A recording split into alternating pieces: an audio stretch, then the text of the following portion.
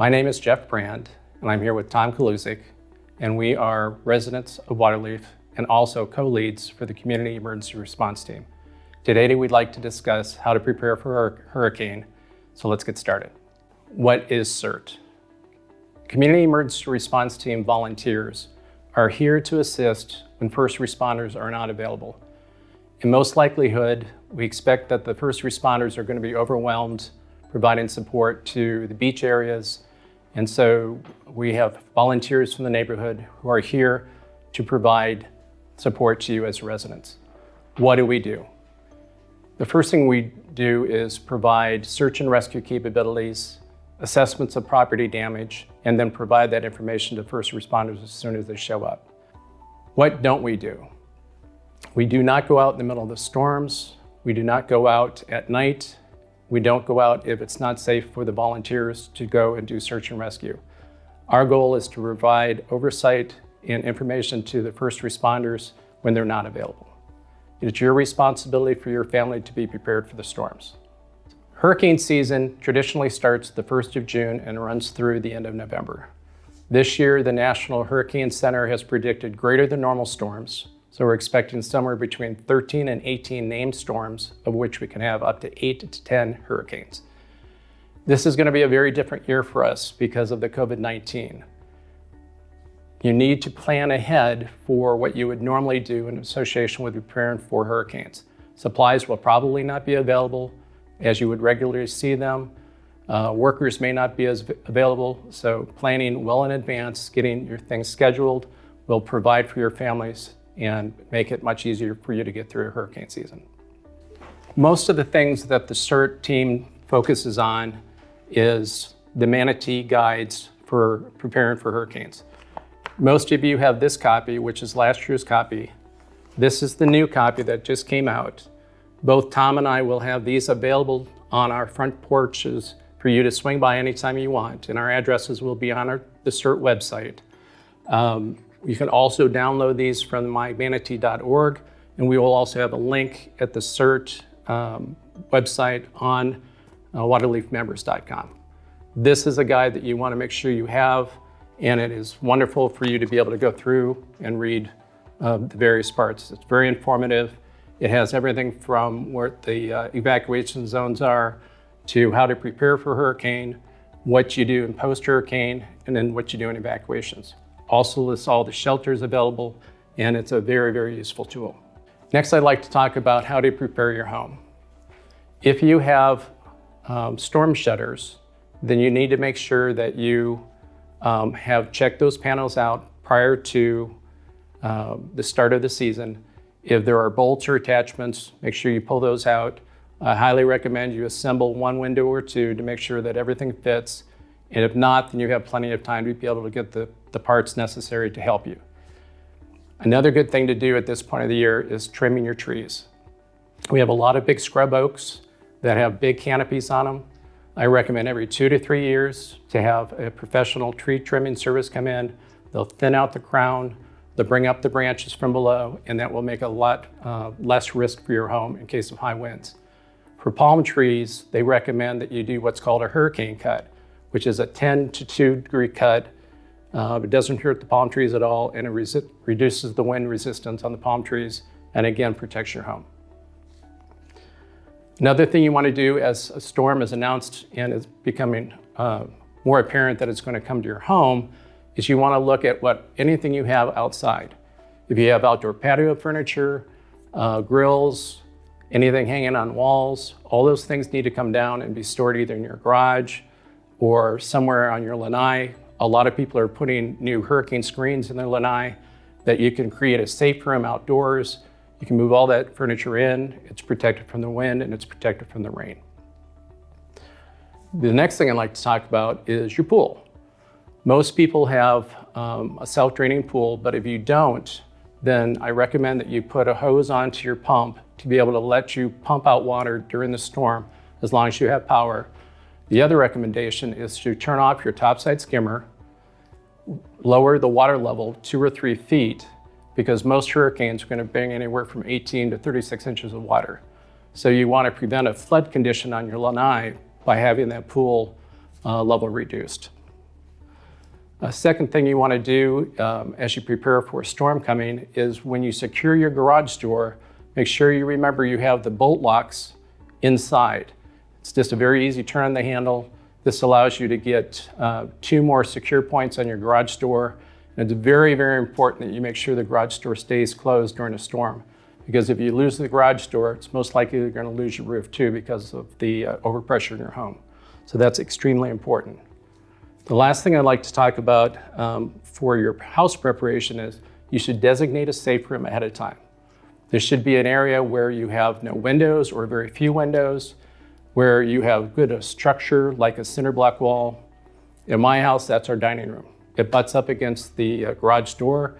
And not only do we designate it as our safe room, but then we move emergency supplies into that. We move bedding into that. We have our radios right there.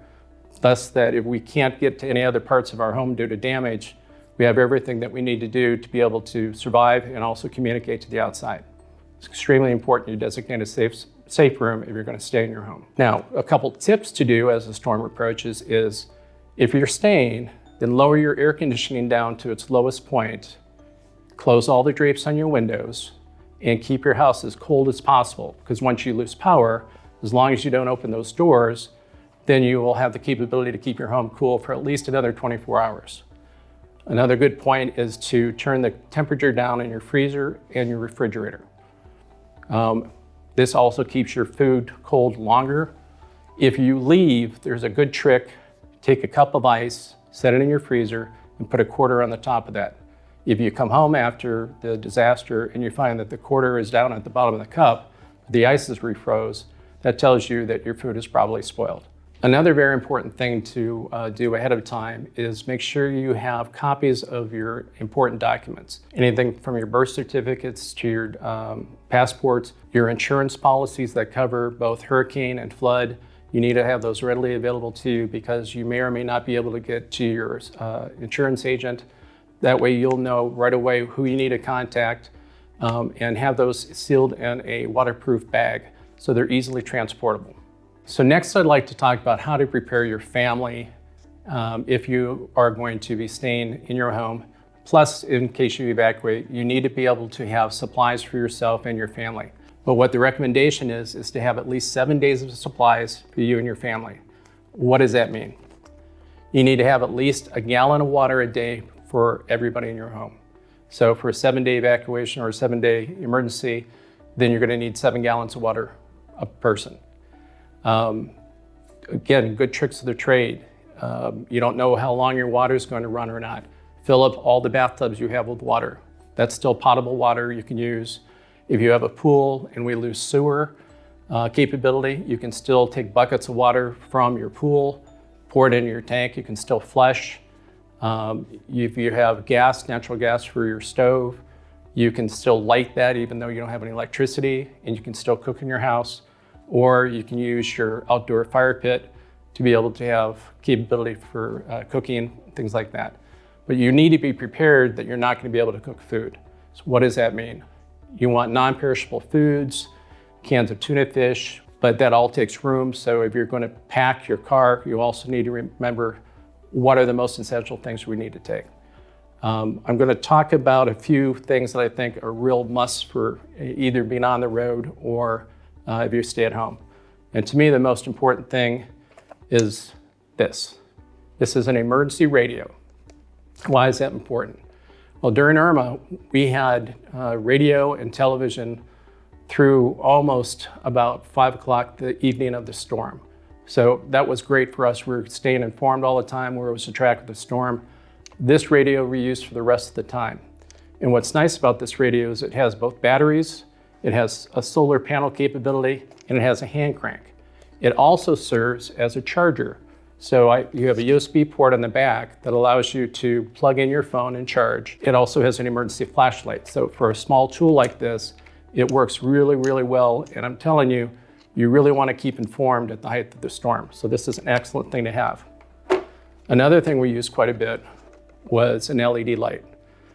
These work very efficiently. They last a long time now. You need to make sure you have the right batteries and sufficient batteries in reserve. The last thing I want to show you is kind of an obvious one, but buy a first aid kit.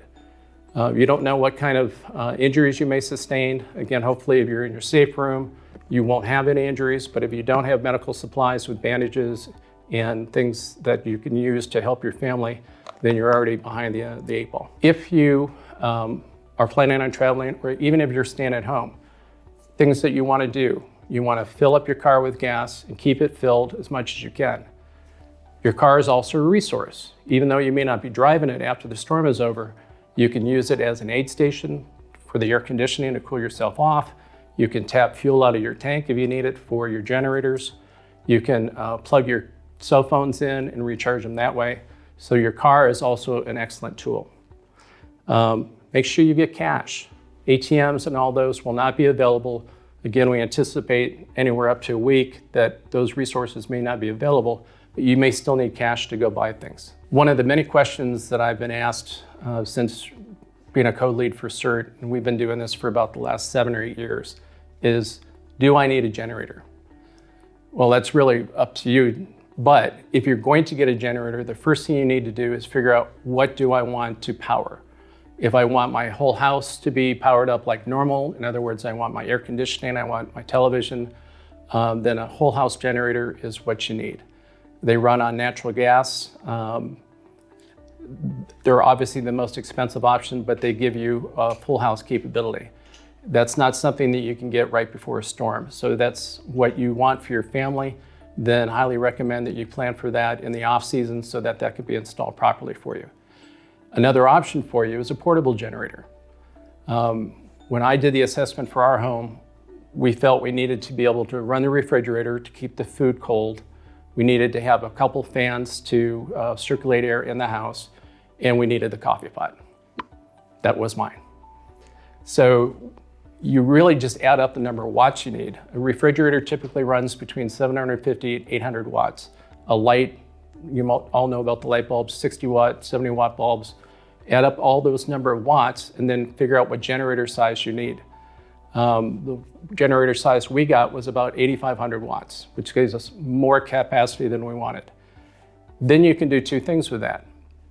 You can either run extension cords to those appliances that you want, or you can run it into your power system. You can't plug it into the wall though, because that will backflow electricity and potentially cause damage to repairmen who think they have a dead line.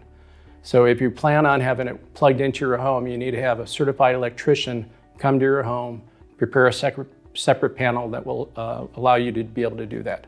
If you go with a portable generator, you can also have it plumbed for natural gas, meaning you can use a liquid propane tank, or you can have a hard stand prepared and have it plumbed also, which gives you basically unlimited gas.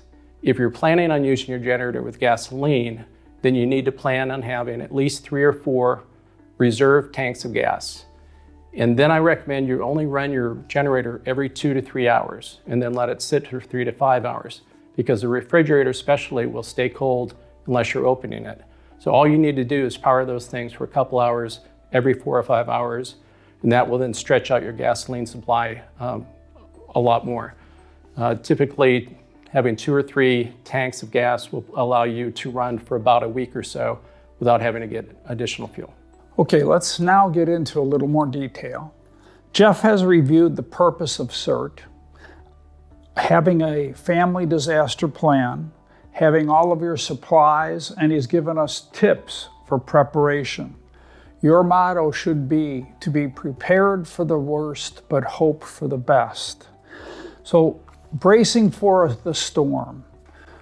In about a week to 2 weeks before a hurricane, there will be a notice, and there will be a hurricane watch. This is the signal for which you should begin the process of making necessary decisions.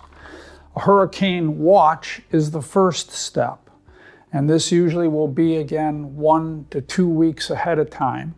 They will create a cone of uncertainty, which could be the intended path, which is a way of you planning what decision you're going to make. Those decisions consist of one of 2 things. Am I going to stay and shelter in, or am I going to evacuate? Let's talk about evacuation. If you're going to evacuate, you have to decide, where am I going?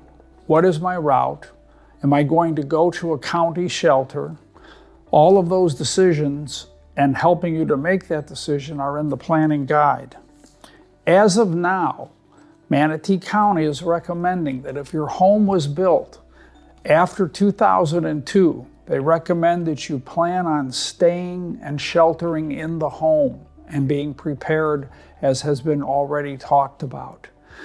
If you decide that you're going to seek a county shelter, make sure that you look again within the hurricane guide where there is a list of available shelters. Not all shelters will be open, not all will accept pets, not all will accept special needs of persons with disabilities.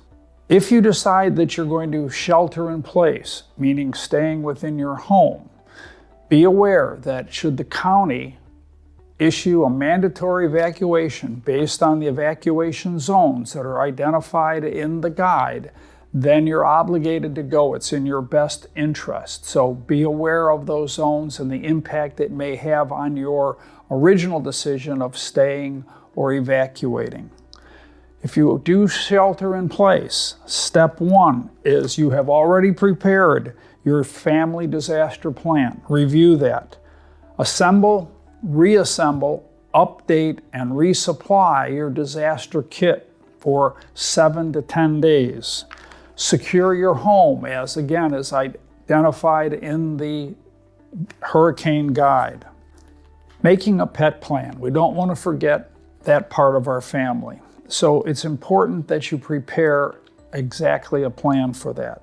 So having everything from medications, medical records, vaccination records, proper food, a photo of your pet in case you get separated. All of that is listed in the hurricane guide for more specific information. If you have any family members that have special needs or need special medical services like medication, equipment, or other information, make sure you have that in place along with all the important papers and documents that you need. The last step in there is to ride out the storm. In closing, CERT is here to help you prepare and save yourself in the event of a hurricane or some other type of disaster. By following the information in the hurricane guide and being prepared, we can accomplish our goal, the most good for the most people. All of us will then be able to survive. Thank you, and be prepared.